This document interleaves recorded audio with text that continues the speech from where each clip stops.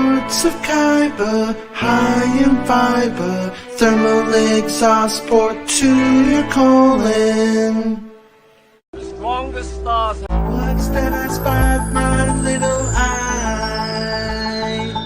Andor, Cassian Andor, talk about Andor, Cassian Andor. He's a rebel spy, super bad friend. Give you a hug at the very end. Make that man feel like 100. He's the road one for me. Get you ass up, he's not in the show. Is he a fish or a thief? He's Cassian Andor, Cassian Andor, Cassian Andor.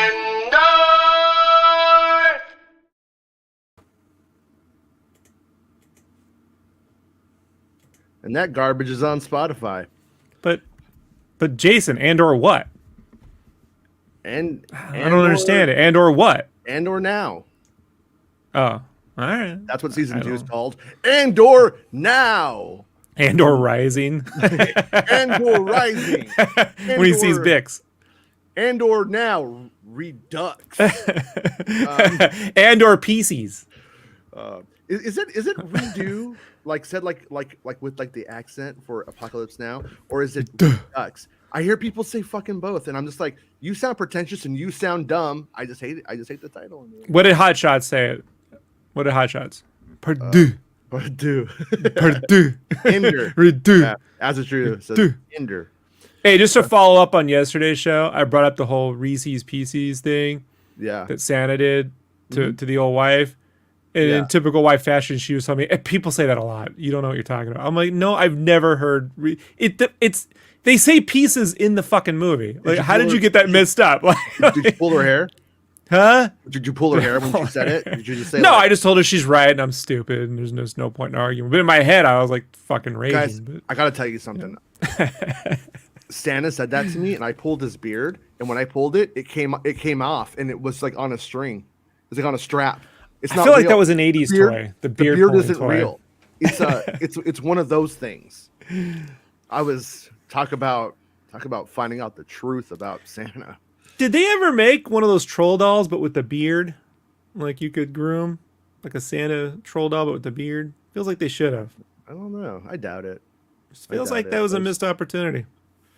Those things were so stupid, but we still remember them. Yeah, Koosh Ball is my favorite. There's nothing dumber than a Koosh Ball, but the Olsen twins always reminded me of those troll dolls, like with their hair done. Jason, you're being cruel. They look like the little troll dolls, though. No, John Cryer looks like the little troll doll. John Cryer? Yeah. Yeah. That's their dad, right? That's Luthor's nephew. Oh, okay. Lenny. And that's the As the Truth. So yeah, we got some interesting Star Wars news today. Bespin Bulletin was writing it up. Producer of the show. I don't know if he knows that. I think he does. So Taika Waititi's Star Wars movie is still in development. That photo. Film slate to be announced at Star Wars Celebration. He's like, it is? Like he looks like the really gopher or whatever that was, right? Yeah. Right. Yeah, I see it. So yeah, before we like get into the article though, let's talk about it cynically for a minute. Oh, great. Well, I'm getting conspiratorial here. This isn't based off of anything, but we have Lucasfilm with a very bad rap, deserved and undeserved.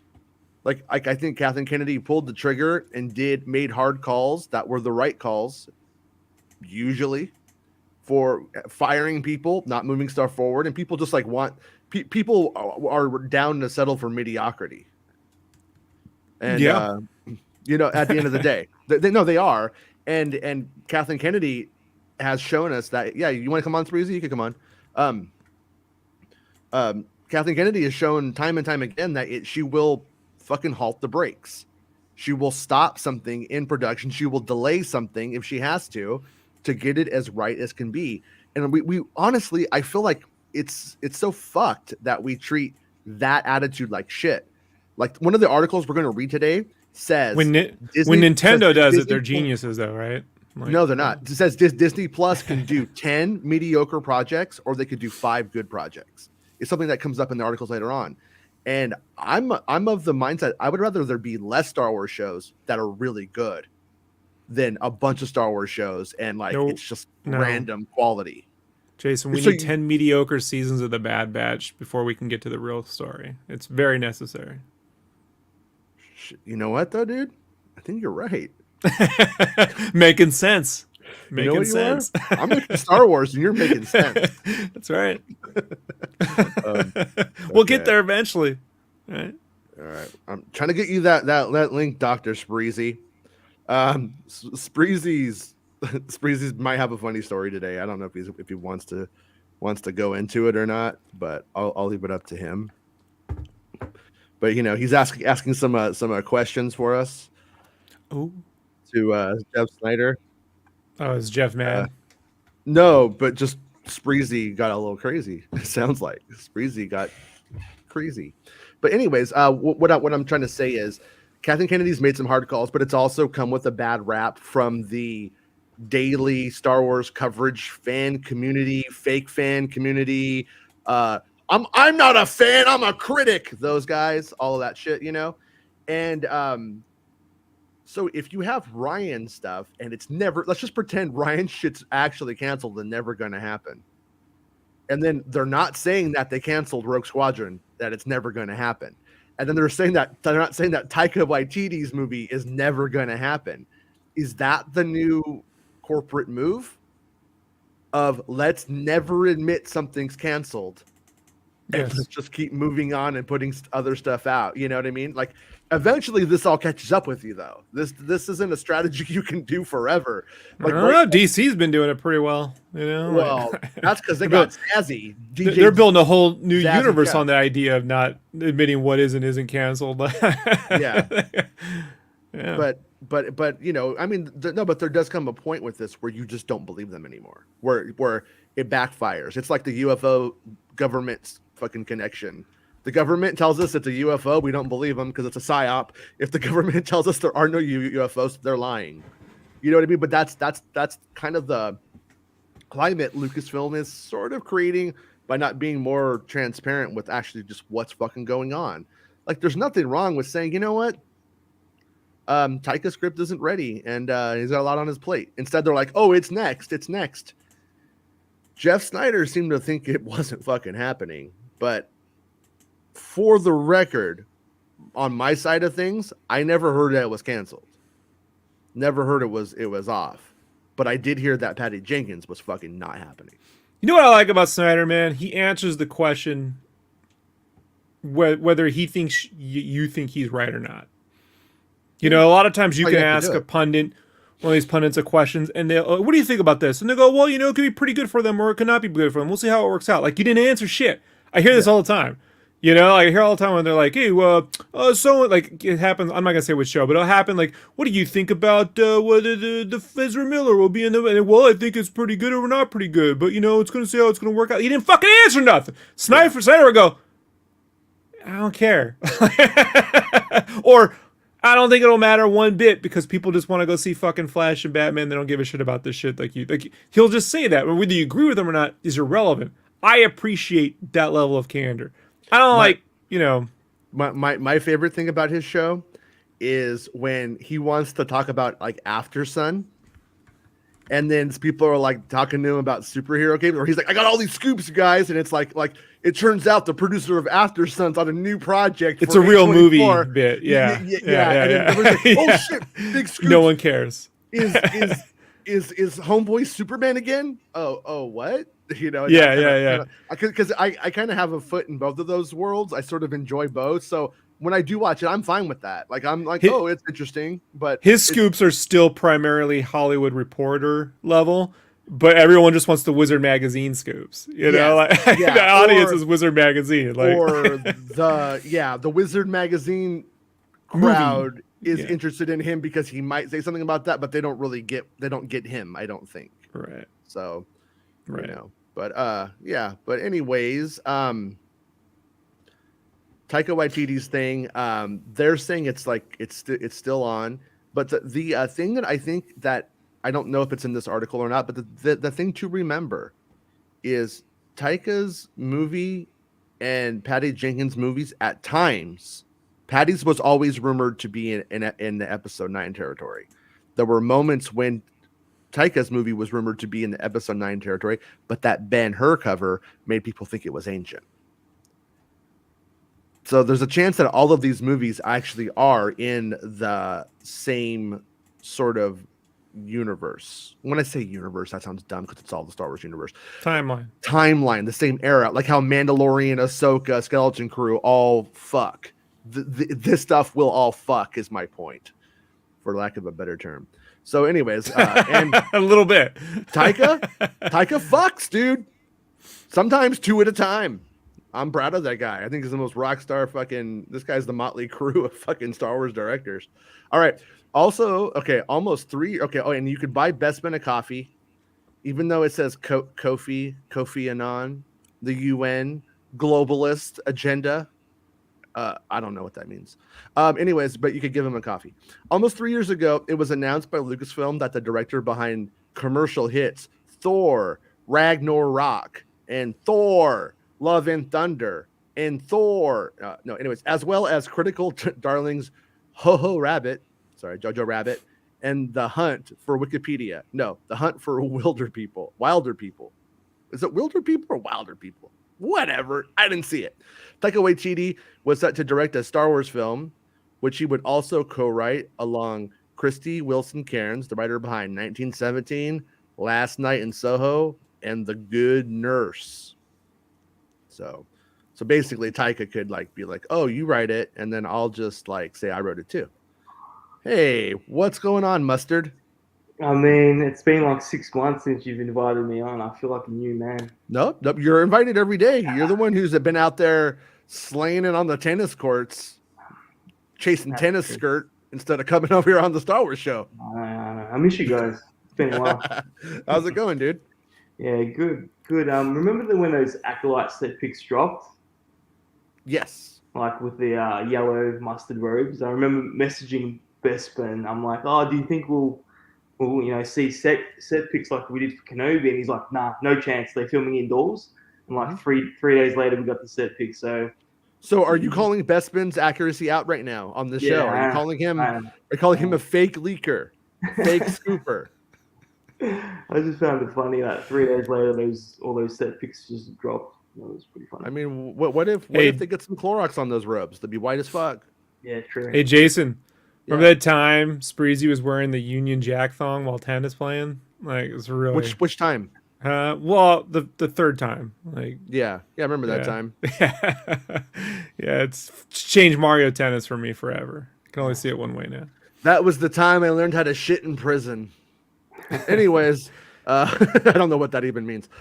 Since its announcement, we've had minor updates. This is Bestman Bulletin over the years. Initially, the project was due to release in 2025 when Lucasfilm president Kathleen Kennedy showed a logo for the film, along with a piece of concept art for the flick at the end of 2020 during Disney's Investors Day, which, let's be honest, you guys, was just some random piece of fucking thing that they had laying around that made no sense.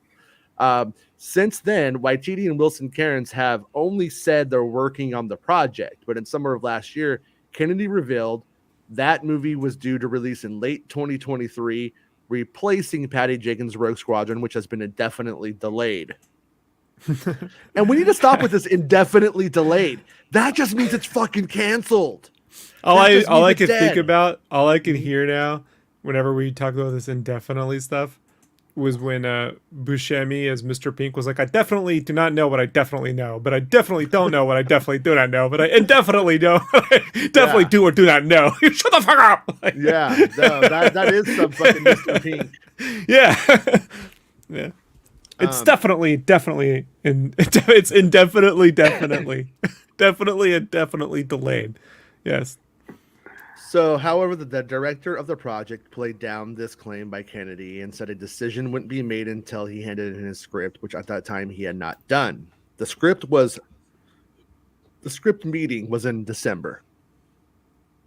That's what I had heard, was that it went down in December.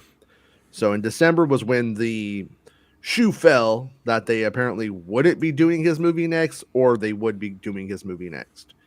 And it sounded like people like Jeff Snyder were like, they definitely knew it wasn't next. But also, it's important to remember, they have not announced the Lindelof thing whatsoever. When you see the grifters on YouTube, they don't actually read anything because they don't care about the truth. They're just going to make up a narrative and like push it. They think it's been announced. They think that like they've already announced him. They haven't announced him. That's how you can tell who's lying out their ass and who's not as well. It shouldn't be that hard, but that's a tall sign. Anyway, since the telltale, not tall tell your mama, I don't know. Since the summer, momentum has grown on a project being written by the mind behind HBO's Watchmen series, The Leftovers. Damn, fucking Bestman's getting like serious. Like I'm seeing like a guy and he's all like fucking like at the keyboard and he's like, the mind, Lindelof, Lost, Prometheus, Star Wars, what's next? You know, and he's like dressed like Steve Jobs or something, like on like doing a TED talk. Like that got pretty serious there. Anyways, the story of Lindelof's project was broken in the spring. But by the summer, the trades began reporting that the project found a director in Charmin Obaid-Chinoy, Miss Marvel, and that Lindelof had constructed a writer's room for the film that'll take place after the events of Rise of Skywalker. Now, I'm going to be honest. I always say this, and I could be wrong. I don't think there was a writer's room for the film. I think there was a writer's room for the era. I think that if the people involved in that stuff are people who are going to be involved in things moving forward at that time for that era, for generation 3 of Star Wars, whatever the fuck you want to call it, you know, phase 3, whatever you get into. Like, I don't think that phase force. Well, he already has a co-writer. You know what I mean? And if they wrote like out like a script, then you might do like a writer's room in terms of like a peer review group, perhaps. But I don't even know how do you even fucking credit that in the end when you're like, tell us what happens in Act 3 and shit like I think it's a little bit different. I think it's the Lucasfilm Story Group being involved in this, and it's being misunderstood because they have not been very transparent with how the Lucasfilm Story Group works. All they've ever actually, like, we have these like little disparate stories officially where they make it sound like Matt Martin, Pablo Hidalgo, and Leland Chi are saying you can't put a Chiss there because Chiss are allergic to Yavin 4 based off of sounds like half our 107. audience. Sounds like half our audience. Yes, yeah, and that's what those guys anytime are. I make a suggestion, no, you can't. It doesn't fit into the fucking slot. Like, okay, thanks, appreciate it. Thank you. No, and that's what they do. They deal with that shit in licensing, like what's in the books. No, but that's what they do. But then you have the other part where you have people like Rain Roberts, who's like, hey, what if we don't see Luke Skywalker in Episode 7? What if we don't see him until the very end and it's about finding him? Like, and then JJ's like, yeah, I'll take it.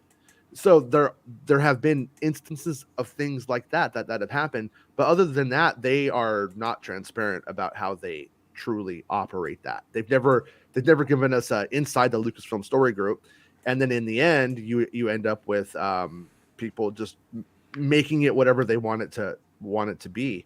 And I think I got it right, but if I don't, it's not necessarily my fault because they're not transparent about it. And what I do here is just kind of that kind of shit. Like that's how it sounds like it works. So, anyways, the writer's room may have included Dave Filoni. And that's well, he may or may not have been there. We don't know. He hides under the desk. No, he's not. He's not really. Sometimes this. No, well, he's not. Can you hear the shuffling? That's him right now. You know, he's not doing anything wrong here. But this could have been better cited. Because it actually said that Dave Filoni was a part of that group in one of the trades. It might have been like I'm not sure. It might have been Variety or Hollywood Reporter or Deadline who put that out first.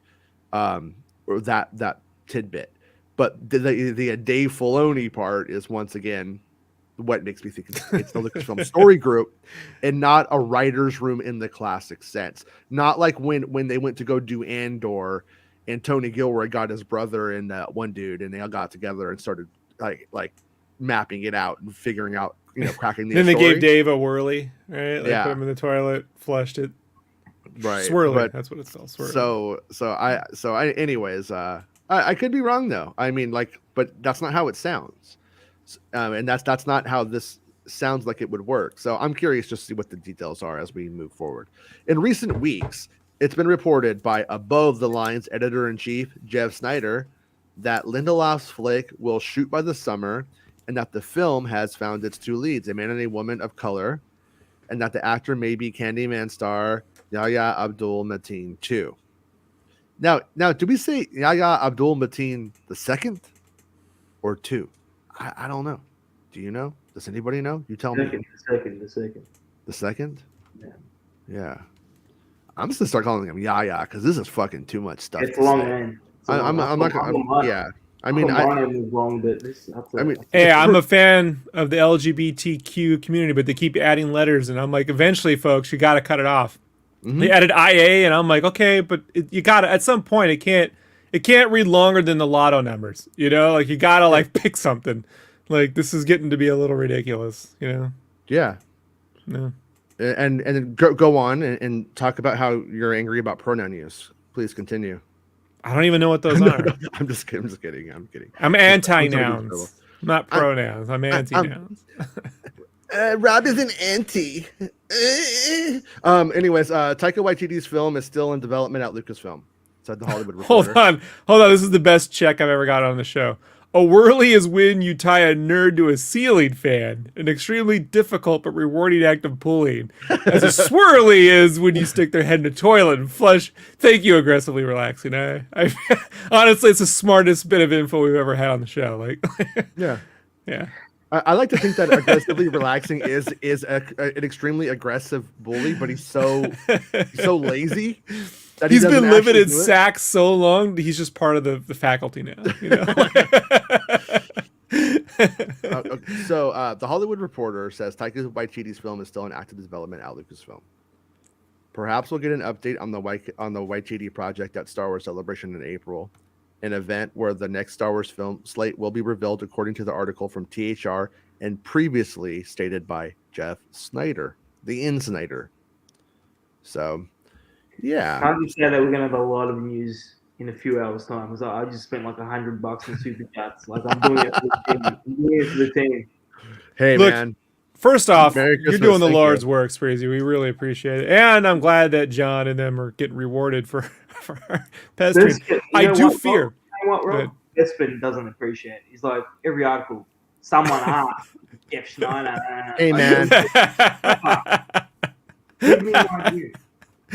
I know. If you just did the podcast, you wouldn't have to type so much. But there's no money in that, as we've all found out on this show. But I would also say you're very lucky that they don't Yeah, start... because you guys keep giving it to Jeff Snyder. I'm fucking hungry, too. I might be fat, but I'm hungry. Jason, we know you're hungry. We know you're hungry. I'm hungry. I'm hungry. I do fear, though. I do fear that they, not just that show, but shows in general will start adding tiers. It's $5 if you want to ask a Star Wars question, or $20 if you want a Marvel question. They should start, because on that super chat you can change the amount you could give. They should if they start going, it's $10 minimum to ask me a Star Wars question. I mean, whether you answer it or not, it's a whole other thing, but not all. I feel that's coming. It's coming. I think I asked 16 questions. I don't even know half the questions. I was like, you're gonna piss him off. He's not that into this shit. Well, he's gonna be like, do you know if they wear white robes in the Acolyte? And he's gonna be like, what are you talking about? Thanks for the money. You should ask him about the High Republic. See how that goes. He's like, I'm hot right now, man. Yeah. All right. Okay. So, anyways, Taika Waititi. Someone say getting high. What's up? What's up, everybody? I'm on my way to the writer's room. I got Etch a Sketch. I'm going to take all the notes. It's gonna be great. Yeah. How you doing? How you doing, Spreezy? Miss you. Love you. Yeah. They usually give Felonious D an Etch a Sketch and post-it notes. Yeah, that's true. One time I got a light bright, but I put a blanket on. I was caught on fire. It wasn't good. So. I gotta go. I gotta go. Bye. Everybody, I'm on the writer's room. I'm out of here. Bye. Man, I think Nick and Spreezy are about to have a Bestman strike.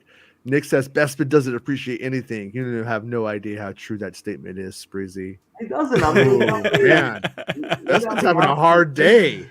Without me asking the question, no one would have known like Yaya was cast. You know what I mean? Like I thought, at least credit me, Bestman. Like he's like someone, some just fan. A little bit of a name, just some rando fan. Yeah. See. Here's the thing. Bestman hasn't been chased out of park recently, so he's taking his anger out on Spreezy, but he'll be back to being chased around by security guards at parks, and then he'll relax a little bit. Like you gotta take him out for a walk, a little run. Like, it's weird because every day when we finish playing Fortnite, he always says, "Hey Jason," I say, "Yeah, Bestman." He just says, "I just want you to know that I really appreciate and cherish our friendship." So it's weird that you guys are treated that way because I have a much different experience.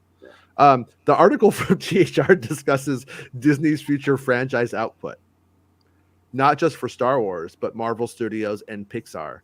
The article mentions Disney attempting to rein in costs and slowing down entertainment releases. Though Bob Iger recently announced Disney and its Disney Plus streaming service will lean into franchises such as Star Wars and Marvel. Marvel Studios president Kevin Feige revealed that Marvel Studios will widen the gap between its Disney Plus series and their series output could be less in general. THR mentions the cost will be felt throughout the franchises mentioned, but that Marvel Studios could be impacted first given they have the biggest output of content. The article mentions that Marvel Studios and Disney initially planned to release 5 live-action series this year from Secret Invasion, Loki Season 2, Echo, and Ironheart, and Agatha, Coven of Chaos. But only 2 of those shows are guaranteed to be released this year. Secret Invasion and Loki, as Disney tinkers with post-production and attempts to spread out its content. The article mentions that Lucasfilm still plan on releasing 3 live-action series this year: The Mandalorian, which debuts on March 1st, Ahsoka, and Skeleton Crew. The article mentions that though Disney's output is less than Marvel's on Disney Plus, along with the big screen, that they are ramping up a film slate, Lucasfilm will have to abide by the fiscal discipline being outlawed and enforced by Disney. See, one thing that I think that is notable about that, though, is if we're just talking dollars to donuts, Lucasfilm hasn't been putting out films. They're not spending $250 million on a film and then needing another 200, whatever, and with marketing and all that shit worldwide. So I think that the Disney Plus slate for the next 2 years is probably fine. But I would imagine that when they get to the films, we might see the TV slide slow down. And if that does happen, though, I think that's fine. Because I think if you have a film, you don't necessarily need the Disney Plus stuff as much. Disney Plus might need it, but we don't. Although when you do like 6 35-minute episodes, like you're sort of making a made-for-TV movie. Like, yeah, let's be honest. And that's unfortunately these Marvel shows have come across that way. Like they don't feel like a series; they feel like a made-for-TV movie broken up into 35-minute chunks. Yeah. So yeah, releasing less series is cool, but if it's still going to be 6 weeks of 35-minute episodes, that's not going to solve the reception problem that they're having. So. Mm-hmm. Yeah, when it comes to like Star Wars, we've seen that, and then we get like Andor, where it feels like we got 12 little, or not 12, but more like 4 little movies, and so yeah, it's really we've seen how varied and what different mileage you get out of that stuff depending on who's doing it, how and where, why. Yeah. Like Andor versus Kenobi are about the same thing, but much different. Do you guys think that this confirms that we're not getting Skeleton Crew this year?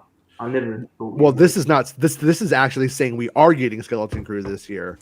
I don't believe it though. No. There's a couple. Yeah. There's things I can't. Some shit I can't talk about. But there's reason to believe it will be this year. There is reason to believe that it is, but I still kind of think that they're going to be like, why? I personally don't see the advantage to them doing it this year. Don't they save a whole shit ton of money if they do it next year? Isn't that right? Mm-hmm. Yeah, yeah, and I mean, but also like the other side of it, to play devil's advocate from their point of view, like right now they got Mando 3 coming out. They Andor 2 is filming, Skeleton Crew's in the there, Ahsoka's done, and Acolyte. So there's actually like 5 shows right now that, like, unless they halt the brakes and say never mind or pause, which they're not going to do right now. There's 5 shows coming right there. And I know that there's more shows. There are more shows. At least 2 more shows. So I'm just going to throw it out there that I got 7 shows right there for the next 2 years. 2 years and a quarter. And so let's just say 2 years. So that definitely is definitely looking like at least 3 shows a year for Star Wars until 2025. So does this affect us at all in the immediate future? I personally don't think it does, and I think it does affect us once we get to the film year. But that's okay, because then we have a film to like start looking towards and anticipating. And I think it's kind of might be a little bit good to sort of not to say choke, but to sort of like dampen where you can get Star Wars outside of the theater. Though at that point, you want people like a little bit hungry for it. You want to sort of build a little bit of market desire, a little bit of thirst, a little bit of scarcity, a little bit, not a lot, just a little bit. But also too, like when you look at how things will go that year, that's when you don't necessarily want to flood Target with Baby Yoda merchandise that will end up like really quickly. Fans are fucking dumb and they don't know how the world works and they're fucking stupid and they don't understand that they'll make 3 bajillion of these for nothing and that they will make a high profit off of it in the end. And then this shit will end up at the 99-cent store. And the only actual market issue at play here is shelf space. That's the issue. So people go and they go like, oh, Mandalorian stuff is it's whatever. It's not selling like, oh, So gosh. apparently, Jason Ward is spreading the lie that Ray toys outsell Mandalorian. What is that from? I fucking love it. And syphilis. I'm spreading you guys. Oh. But no, they're so fucking stupid because what they'll do, like I said, they'll make 3 million fucking Ray figure. I'm making up the number, but they'll make only 100,000 Moff Gideons. So when you see something fucking moving, that you have no correct sample of what you see on the shelf has nothing to do with the reality of the market. And they know this and they don't care because some of that merch is promotion as far as they're concerned. They're really okay with 99-cent store having a certain level of it's an advertisement. Yeah. It ends up. That's what I know. These like T-shirts are advertisements. They're bumper stickers, and I have to keep reminding you, like when you walk into that's why you don't see, a big ad campaign around a bunch of new Star Wars shirts. Go get your Star Wars. There's an ad for it, but generally you see that stuff when you walk into a store because the shirts are an ad to remind you about Star Wars, and when you walk around town, it's to remind other people about Star Wars. It's not about fashion or fucking collecting the character or being cool. No. Yeah. It's not. It's no, and same with the toys, same with the backpacks and the fucking birthday merch, right? Right. The confetti paper, all that. But what they are cognizant of is when we get into the 2025 like time frame, you don't want Acolyte, Andor, and Mando 3 merch clogging up the shelf space for what's going to be coming in 2025. So they're going to start choking it out a little bit. They will start like you will see less stuff coming out around that or in that year before that, I think, to get those are ready called for chargebacks too. So like when if that merch, if there's a bunch of stuff laying on the shelf, it has to get sent back to Lucas, to whatever the distributor, Hasbro or whatever. Yeah. And they get then Walmart goes, we didn't sell those, so we're charging you back for the missed merchandise. Now you owe money on your shit, And whether they send it back to you or they send it off to be destroyed, sometimes it gets just sent to be destroyed. They don't send merch back. to direct vendors. Sometimes like magazines and certain things just get straight to the landfill. They charge you for that. Yeah. So, many a person has hit me up. I want to say at least a dozen in the last, since 2008, to do magazines and distribution through like Barnes and Noble and Walmart and shit. And I have to explain to them, I'm like, unless you can throw away $1 million, don't bother. Because the chargebacks will break you financially. Like, you don't understand. So, yeah, they do want space on toys so that it has time. Even if it's discounted, they're still making money versus spending money, right? To do a chargeback. So they'd rather even then that stuff go to a dollar bin on the end cap to get rid of it versus them having to spend money to take it back and whatever. So. Yeah, and I tried to get that stuff donated one time to a charity that I used to help out with, and surprisingly difficult for no reason. But anyway. I once walked into a warehouse just filled with years worth of Marvel shirts that they couldn't do anything with, and they didn't know how to. They didn't know what to do. They can't get rid of it. They can't sell it. They can't do anything with it. And it was like this, Hey, I tried, man, but there's a whole these like legal things that they're afraid of with that. I think it's bullshit and it's a colossal fucking waste. But How about we do a psyop, fly over our enemies, dropping Marvel shirts on them. They'll be like, "We love America." Jason, I remember a while ago you said that you heard that Disney Plus was definitely changing. It was in flux, and I lied. This report confirms it. Like, yeah. You know what I mean? Yeah, that I was about a month or two ago. I don't know. It was a little while ago now. Yeah. I was told, whatever you think you know, just you don't necessarily know it anymore. Mm-hmm. And Rick Jones wants to know whatever happened to Lando. An interesting thing that I would say about Lando that I have heard is that like the money is there. So if Donald Glover all of a sudden something changes and he drops in with is ready to go, it would happen. But honestly, I don't expect Lando to happen in the next 2 years. He's got the Spider-Man movie coming out.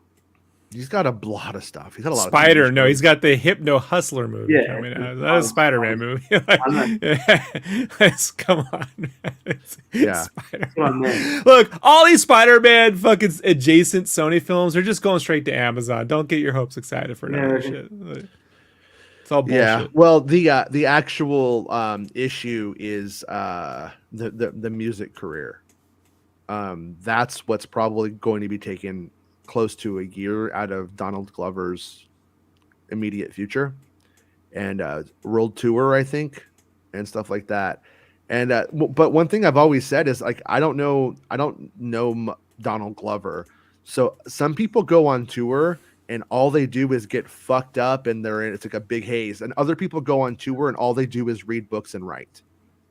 So he seems sort of nerdy. So I don't know how he is when he tours, but he may write Lando on that tour for all we know. But he also might not be in the headspace for it. I think it's like kind of like a nobody knows kind of thing. It's just, but it seems you mean like nobody knows. Yeah, exactly. I don't think anybody knows. Nobody knows what these people are going to do.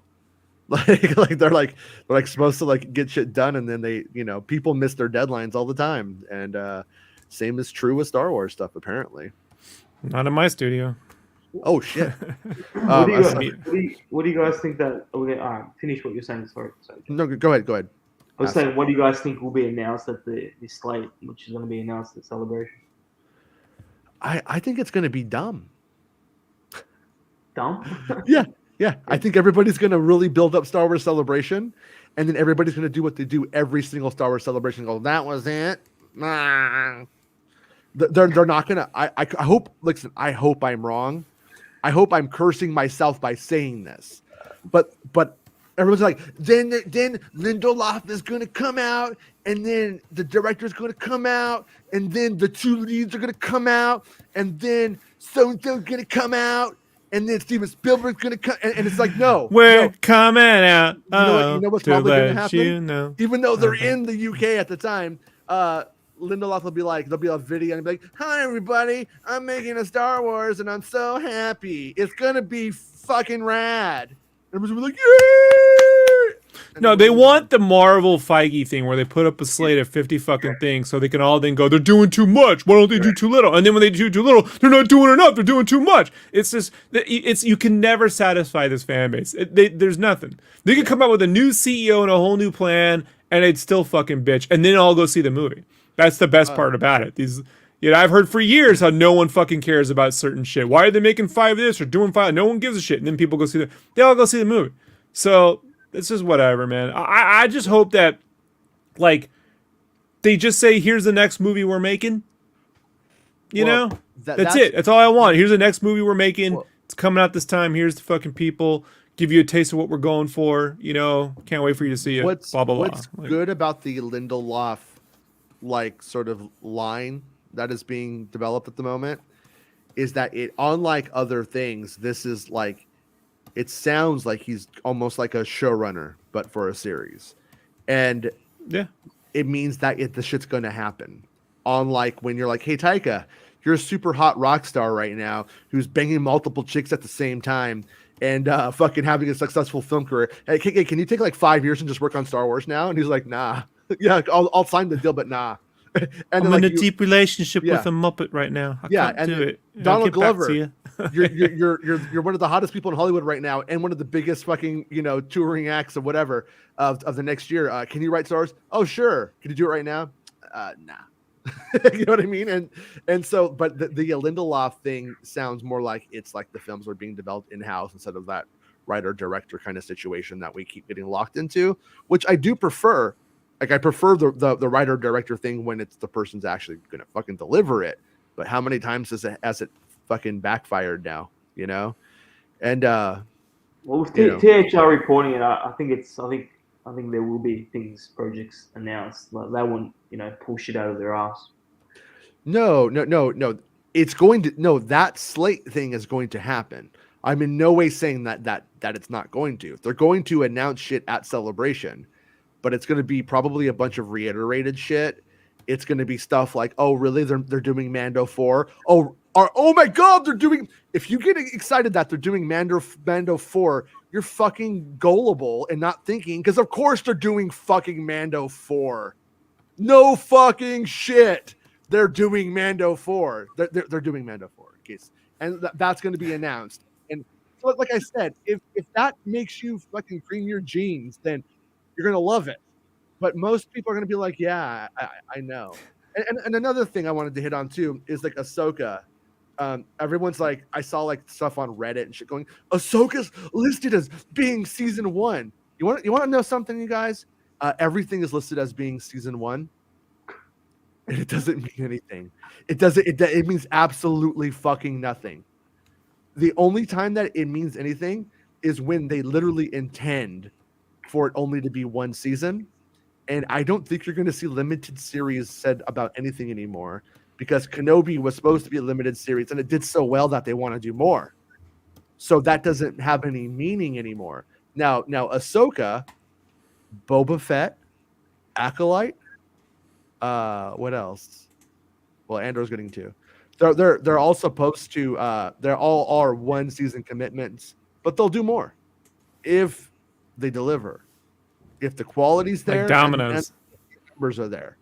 You know what I mean? Like Dominoes, yeah. But it has to have the quality and it has to have the numbers, not just one thing though either, because they know, like on Boba Fett, they know they didn't hit the quality, they know, but they did hit the numbers. And but as you can see, they didn't rush right out to do a Boba Fett 2. I'm not saying they won't do a Boba Fett 2. They might. But when you look at what we know about right now, there's not really a lot of room for it. And when we hear this news today, I don't think there's going to be one. But also, so anyways, but Ahsoka will Ahsoka get in a second season? Probably, but maybe not as we think, in the sense that Skeleton Crew, Ahsoka, Mando are going to culminate in a new thing. In that big crossover thing. And the only question I have right now is Mando 4 the crossover? Is Mando 4 going to be called Mando 4, or is Mando 4 just going to be where it all comes to a head? Something like that. You know what I mean? Is Mando 4 the Avengers Star Wars TV show, or is it really going to be Mando 4 and that is something else? But if that's the truth, that puts like 8 shows right there for the next 2.25 years. So, it's And like 4 seasons of Bad Batch. Like, I bought him like 3 copies like a week ago. What's he talking about? Bestman says, listen, I'll shout you out on the set when I get a coffee. You all throw at Snyder, but never support a buddy. Oh my God, it's getting personal today. It's getting personal. Copies like a week ago. Oh, Spreezy. Easy Spreezy. Easy Spreezy. Yeah, but anyways, it's a little Ted Lasso versus Nick fight, right? I think so. Yeah, I think so right here. Who's Lasso? Who's Lasso? Had to be Spreezy, I think. like I said, Bestman just always takes me aside and says, "I cherish you." So I don't know what you guys are on about. Cherish the love, do here by my right. You remember? How do you not know the lyrics yet? Come on, man. You've had years. I don't think they're important. I think the groove is important. Fuck lyrics.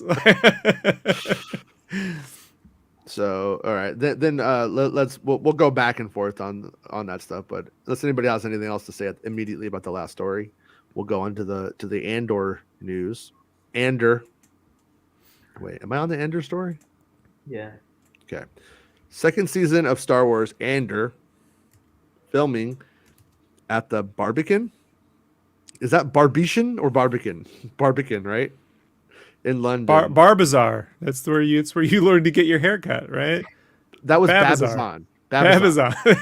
How did I remember? What the fuck is wrong with me that I remember vague commercials from 1989? What's wrong with me that I know what you're talking about? Babazon, and have like people like doing like this and like getting like their hair blow dried. We could have been curing cancer, but we remember Babazar commercials. Yeah, fucking losers. Well, I mean, you know, what do they want? I mean. They got what they wanted us to remember, and it worked. We just live in the society they built, okay? That's what I said. We live in a society. We live in a society, said the Joker. Principal photography on the second season, and you could buy Bespin a coffee right here, unless you're not friends with him anymore. No, I can't. Principal photography. Don't say What? that. I mean, just saying. We're friends. Principal photography on the second season of the critically acclaimed live-action Star Wars series and Rogue One spinoff, Andor, began towards the tail end of November, and though production has taken place primarily at Pinewood Studios in London, the season has started shooting on location in recent weeks. And tomorrow I'll have maybe a good Andor story, but I don't know if it's Andor or not, but it's cool. Tomorrow's story going to be cool. But I don't know if it's for Andor or not. Just over a week ago, we exclusively broke, and then there we go with that royal we. See that's where he's trying to say, oh, if this doesn't pan out, it was all Nick's fault. It's all Nick. It's all Nick's fault.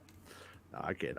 Just over a week ago, we exclusively broke that this series was filming at the McLaren Technological Center, located in Woking, the wokest of all English towns.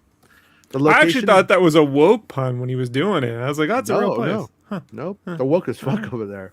Yeah. All right. Put your shirt on, bro. If we all can take our shirts off, you can't either. The location was used in season 1 for the Coruscant spaceport when Cyril Karn strutted. The Cyril Karn strut. Just like, come on. Babazon, as he walks through. I'm a woman's man. No time to talk. Yeah. Was it Babazon or Babazar? What was Babazar? Babazar? Okay. No, it's Babazon because we're thinking Babar, the king of the elephants. No, I'm not thinking of that. It's all at the same time, man. That Babar cartoon. Honestly, if I could, I'd take his tusk right now. Strutted through the location as he made his travels to his mother's home following the disastrous events on Ferrix that he led. At the start of the week, Diego Luna and Stellan Skarsgård filmed scenes as Cassian Andor and Luthen Rael outside of the Lloyd's building located in London. Braun Lloyd's? I think it's like a bank or Lloyd something. Braun. Now the production has started to set up shop literally at the Barbican Estate, London. If the is it said Barbican? Is it a barbecue? What is it? A barbecue? Barbacoa. You're thinking Brazilian barbecue. The best money for your dollar you can get. Any restaurants, Brazilian barbecue. Just let you know. All right, so we're gonna call it fucking the British barbecue. If the British barbecue sounds familiar to you, it's because Andor Blood filmed... sausage and beans Yeah. with Red Bull. Red Bull. Bangers and mash. Anger's filmed in the area for season 1. During the first season, the British barbecue was used to film scenes featuring Clea, my space girlfriend, and Vel Starza, meeting on Coruscant following the events of Eldhani. Andor has now returned to the British barbecue estate, where they're currently in the middle of constructing sets in the area, with an eagle-eyed fan spotting a store of some kind being built with Arabush text on a sign, which translates to Samo's Deli Grocery. And right here you can see this right here. And I wonder what else the little text says down here. I didn't bother to translate it. It kind of do. It says you owe me Taco Bills. Right. Yeah. Taco Bills. That's what it Spreezy. What the fuck, Spreezy? That's what it says. What the fuck? Can you just go do it so he stops talking I'm about gonna it? do it so Rob can just shut up about it. I mean, you got a life debt to him now. A Taco Oh, Bill. shut up, bro. My favorite. It was so great throughout my whole childhood. Me and my buddy we'd be wheeled into the principal's office or teacher's office for not shutting up enough. And then in the army, we both got wheeled in for not shutting up enough. Yeah. And I was like, this is the best. This is so good. And I'm still getting yelled at for not. No, I'm not shutting up about it. I like it. It's the Arbush says it says support Bespin, you To fuck. be fair, Bespin, to Spreezy, he does give you things to write about, which give you clicks. So he's paying you, and you're getting clicks out of it. You just got to you got to pick up his poop. That's like, I know that Family Guy one. Pick up my poop. Pick up my poop, Bespin. I was gonna... That's going to anger him. I never should have made that joke. All right, I like this. Pick up my scoops. Pick up my scoops. How about that one? Rob, I've given Bestman about 15 articles that he's going to write about. I've asked Schneider, buddy, 20 questions. He's going to be writing for the next 2 weeks. That's all right. Don't worry about it. Don't worry. I just envision him just raging right now. You know, like in Young Frankenstein, when you just rage on the stage and just Rage on the stage. rage on the stage. Story. All right, so we got this picture right here, and this guy's he's over here setting up the little Star Wars bodega. Though not present in the image, the Twitter user mentioned seeing a headless droid being used outside of the store as some sort of bargain bin. We also sent a man to scope out the area, but by the time he got there, the store being built was covered up. However, our man on the ground said the gum machines and had weird drinks being taken in and out of the newly constructed set. He also saw the crew huddled inside a room at the British barbecue estate, which was full of trees and plants. And then right here we got some pictures. Right here you can kind of see what's going on. Is that brutalist architecture in the back? Is that what that be considered, brutalist? But anyways, it would mid 80s. Yeah, but yeah. Right. Bauhaus. Early 80s. Yeah. Bauhaus. But right here you can see some of the fruity fruits. Right here looks like we got some pomegranate, plum, grapey kind of things, and some oranges. And I guess in Star Wars you eat them out of tubes. And then what do we got over here? We got some trees, and we got just a weird little structure. Oh, that is early 80s. All of that, man. That's my jam. My wife knows I love that early 80s where they cement with like vines and ferns everywhere. And look at those lamps. Those lamps right there. No, Yeah. go down. Oh, Yeah, go down. the red The ones? ball right there. Yeah, that one right there. The little stick with the Oh, ball. that. That, yeah. I'm looking at the red lights like above. That's like, Star Wars. I'm looking at the real one that's been there the whole fucking time. Like, yeah. that's my. Are those grow lamps? Is Andor growing weed out here? Space weed? Space weed's really big on Coruscant, maybe? Is that how they fund the Ember? And then what's this on the ground? Oh, look behind the watermark. There's like a guy like coloring on the ground. Yeah, I'm just coloring. I'm just doing some Star Wars stuff. See him right here. See him right here in the logo. See him back there. Yeah, look at him. I see it. It's Look cute. at him. He's like, oh, I'm just gonna color. So, anyways, all right. What else we got? Whilst scoping, you fucking fancy lad. Whilst anything? While I'm just gonna make it American. for you. Whilst. While scoping out the latest location, our men on the ground came across an E&E Industries sign. Remember, E&E Industries is the production company behind Andor, and E&E signs are often spotted on location. What's fascinating about the sign is that it detailed what locations of the British barbecue estate is being used for filming. Set 1 is of the Cromwell High Walk with the exterior of the exhibition halls. Set 2 is the sculpture court overlooking Defoe Place. That's for William Defoe. Everybody loves Willem Dafoe. Set 3's name is hard to work out, but it's another high walk. And sets 4 and 5 are a garden room and full of plants I mentioned, and a conservatory. So right here you can see any industries level 1 crew parking, and then just shows like where all the stuff's at. Old Bun Hill Row. That's where they're filming. Old Bun Hill. You know what Bun Hill is, right? No, like Benny Hill. Yeah. Bun Hill. Yeah. Bun Hill. What the fuck? All right.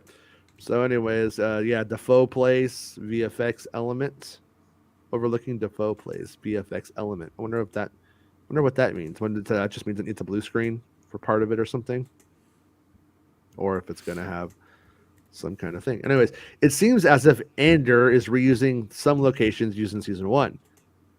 More specifically, Coruscant locations. My advice to readers is to keep an eye out on areas used as Coruscant for Andor's first season, as the production may show up to shoot in those areas once again, just as they've done for the British Barbecue and the McLaurin Technological Center. Andor Season 2 is expected to film until August of this year and will debut exclusively on Disney Plus in the latter half of 2024. My podcast co-host, Nick Merefuckery, visited the British Barbecue last year and was a big fan of the location and its design and its baby back ribs. You can see a brief video of Nick's visit below.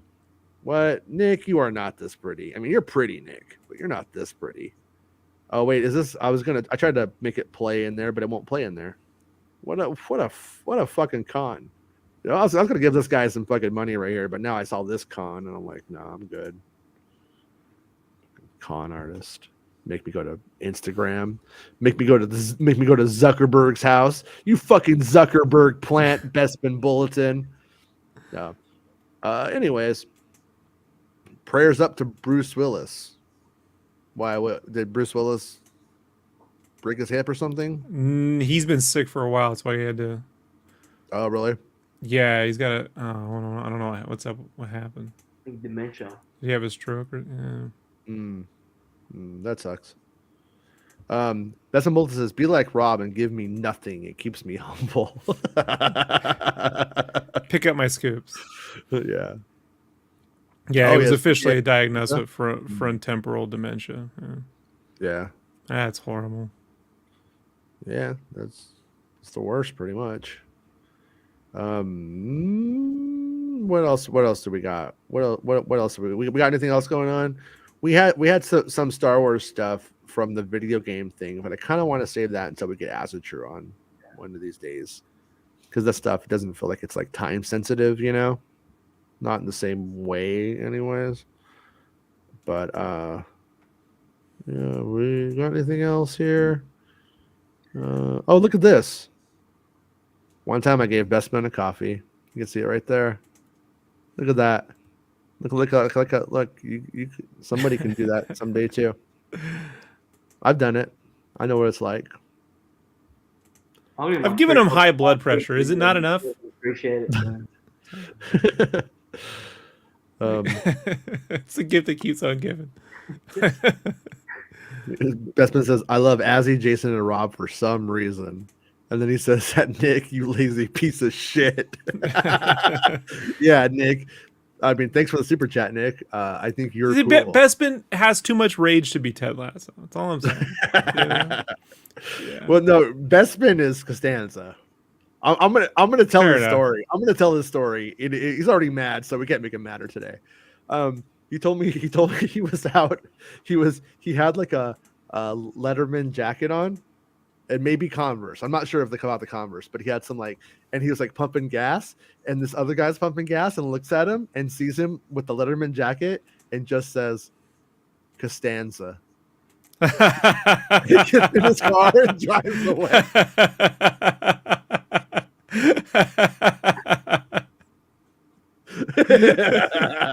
I've been laughing.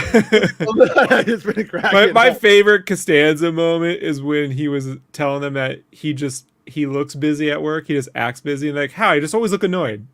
Yeah. It's the best. Oh, you know what? Don't fuck with him. He's in the middle of something. Yeah, he's in the middle of something. So sorry, Nick. You're not allowed to unfriend anybody. We're all friends for life here. Unfortunately, this is a cult. In case you didn't know.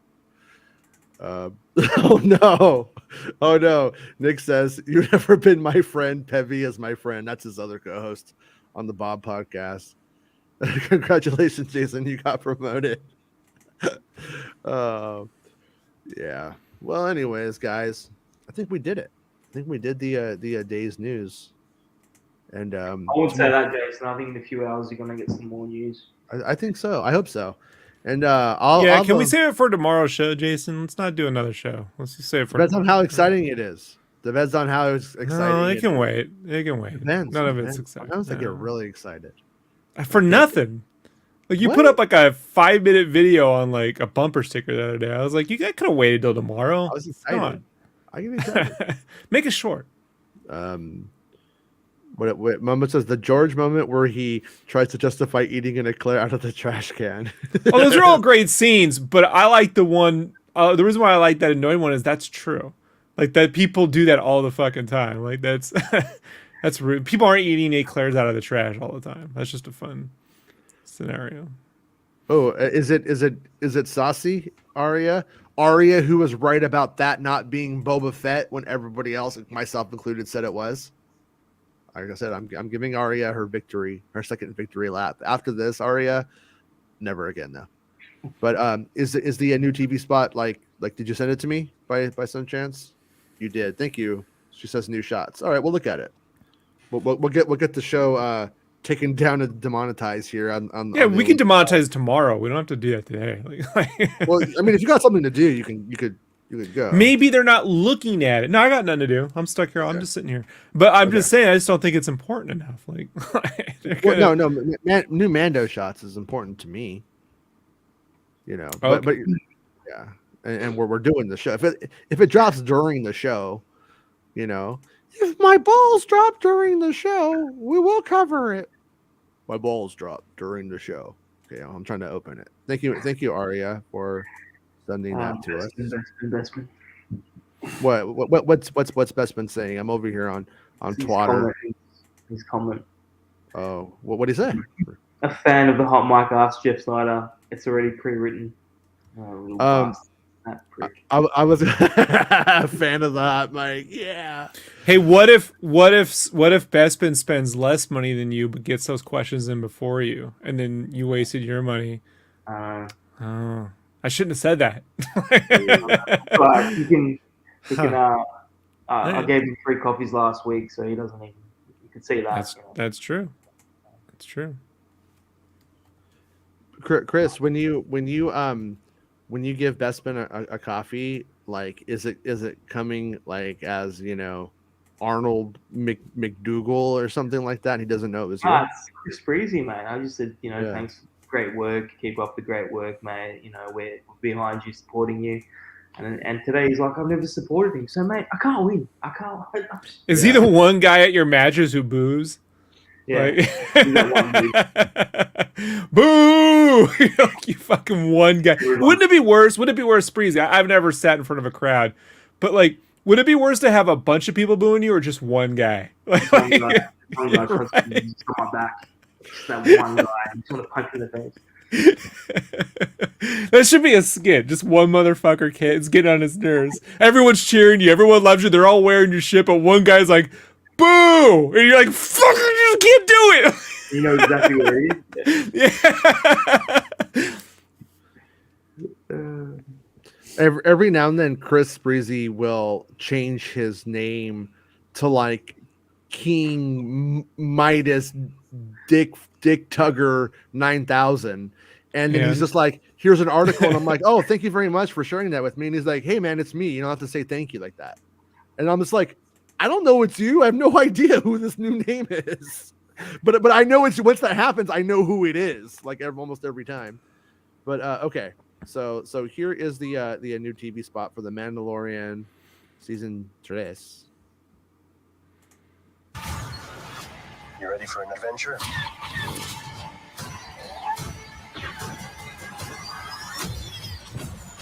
The Mandalorian season 3 streaming March 1st. Those Mandalorians were flying around. So yeah, we could see the new little ship moment. We got Grief Karga pulling out a gun. We got some more rocket men, and yeah. Oh yeah, and we got some faraway speeders, little speeder chase. What city is that? Is that Tatooine or Navarro? Yeah, It looked like it was respect. Tatooine. It's the city of respect. Let me see. No, man, that's Navarro. No, it's Oh, that Tatooine. right there? No, it's that's- Tatooine. I mean, you could see it's Tatooine. So that means Yeah. we are going to have some kind of speeder chase on Tatooine, or, huh? I'll say this, man. That looks pretty good. Yeah, it does. And then we got that ugly ass baby. Look at that fucking ugly thing. God, that thing looks so fucking ugly. Yeah, I fucking hate it. And then right here we got our. I'm not gonna lie. It Oh, looks a that- little like Strangers with Candy, like Peli Moto in that one show. That when she had the bite, right? This right here reminds me of Anakin's pod race. He has his No, hand man, on that's the last the thing, Starfighter. and That's then- the last Starfighter shot. It's cool shit, though. Is it a Last Starfighter shot? It looks like a pod race shot to me. No, the stick is a last Starfighter flight stick. Yeah, but look at what it goes from. What it goes to. The fucking flaps on the pod. Could be wrong, but anyways, we got that space shot. That we saw that from the Celebration trailer that leaked at least. Okay, and then right here, wait, who is Grief Karga shooting? It looks like probably that fucking Nick too. We still got IG-11 behind him. Oh yeah, look at him. He's just up there squatting. What's up? Look at him. Look at him. He's showing off his dick. He's like, He's look like at me. he's like, if my dick didn't fall off, it'd be 3 feet long. Like that's. He's like, People Yeah, don't know this. It bowling actually stands for IG 88 inches. oh right, Like, right. He's very well IG, endowed. yeah, hey. Yeah. You put it that way, It's the full nomenclature. and then that Spaz Vizsla. Then right here, Rocket The Rocketeers. Rocket Men. Mando, yeah. Mando and Paz. My Is dad that would in- always take the fun out of the Rocketeer. He goes, "Why aren't his pants catching on fire?" And I was So like, "Why doesn't that's- Rambo get shot?" Fucking idiot! Like it's flame retardant. There, I solved it. that. You can't use that word anymore, Jason. All right. Flame special. Right here we have right that's Mando on the right. You could definitely tell by the little cape yeah. and I think he's flying with Paz. Remember in that episode, Mando he's like, I gotta get one of those. I was like, that's so cringy. But look, he got one. Now they It fly worked together. though. I like it. It was good camp. It worked. Good I'm not camp, saying it it didn't. It was still worked. cringy though. You think they'll do that shot they like to do now in all the flying movies where they get their head really close and they're like that stupid shot? You know that shot where they get really up on there. Yeah. Probably. Fucking Black Adam Warlock shot. They should do that. Pretty cool though.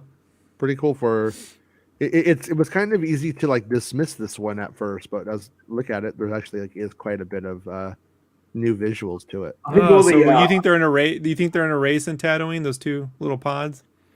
I can't Did you tell see it. them? Yeah, I can. So, I yeah, can tell. they're actually Is in it, a little chase. They're is in it a race chase. or a chase? Race or a chase? You I say decide. chase. See, Like if you look at it, hold on. like Let's- see, they're chasing. yeah, but they look like they're the same though. That's Spreezy in the front, and that's Bestman in the back. Like, I want my $2. He wants his Kofi dollars. No, but when you look at it though, they are the they're the same speeders. So maybe these are the Nick 2s. Like my working theory is the Nick 2s are chasing after Baby Yoda, Grogu, and maybe they follow them to Tatooine, and then from Tatooine to Grief Karga, where they deal with them, and the Mandos reinforce dealing with the Nick 2 gang. That's sort of my theory about how the opening of the season sort of goes. My theory is that all this footage is from the first two episodes max.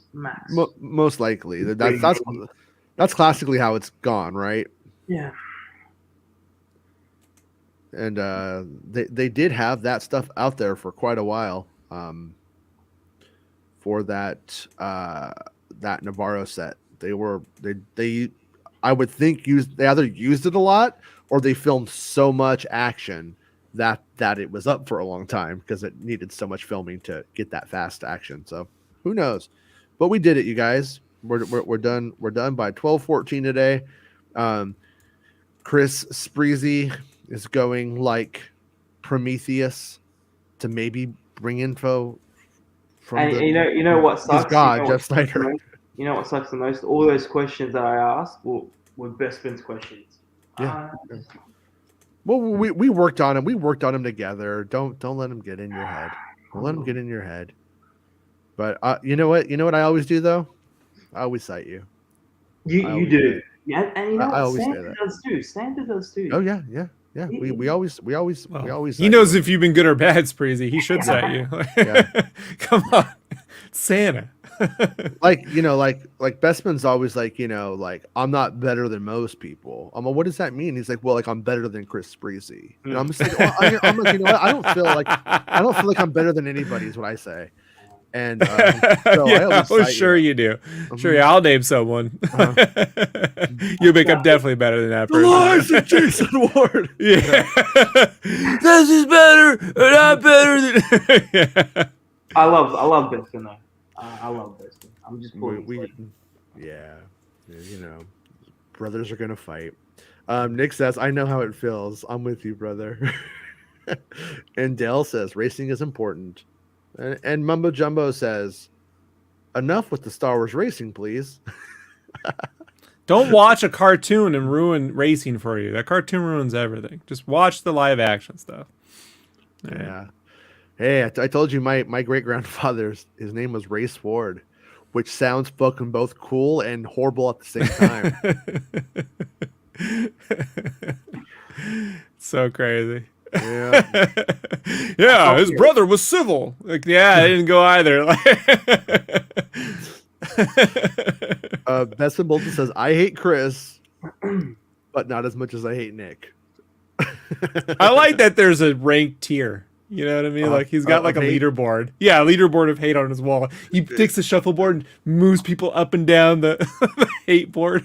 It's a little Costanza. I'm not gonna lie. It's it's 100% Costanza. A little Costanza.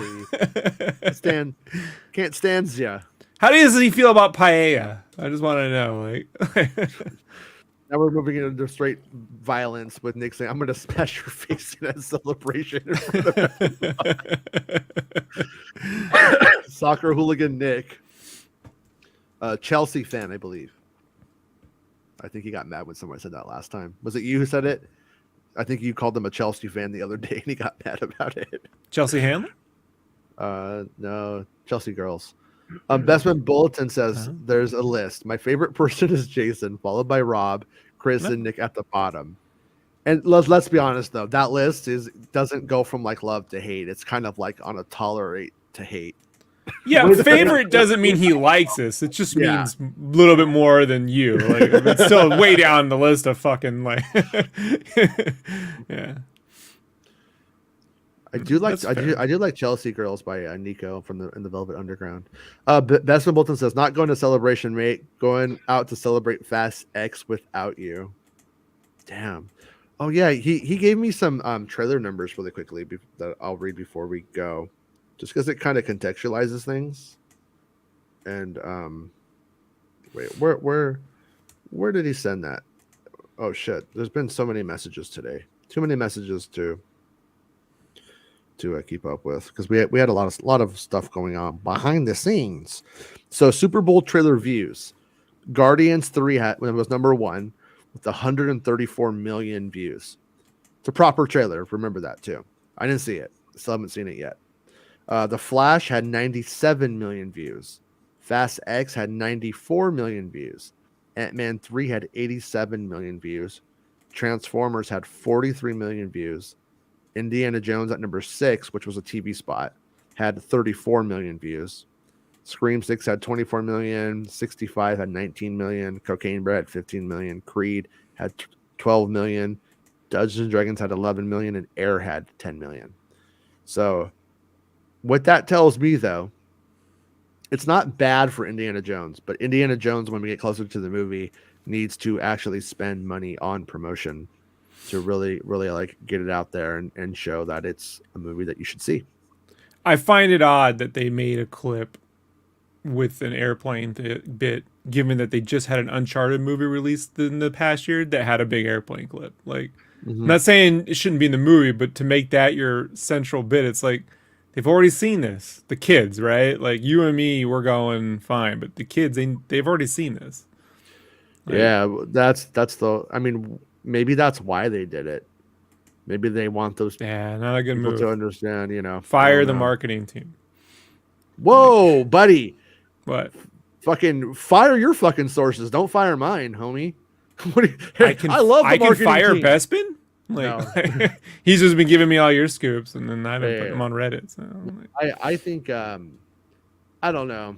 I think the Super Bowl audience is fucking stupid. So I think they did a good job.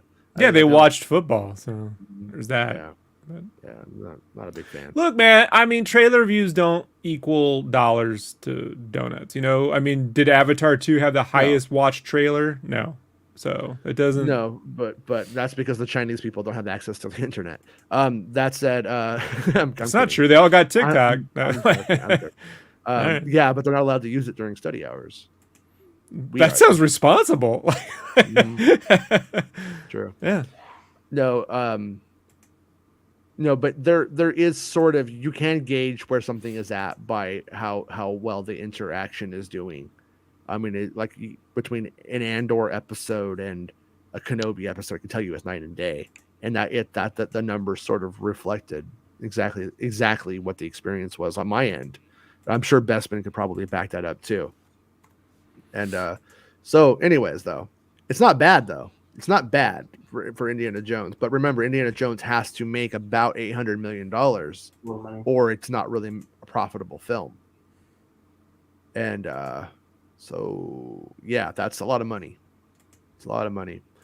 But anyways, Andor does shit for me, says Bespin Bolton. Yeah, same. It's always kind of not really brought it in, This the way it is.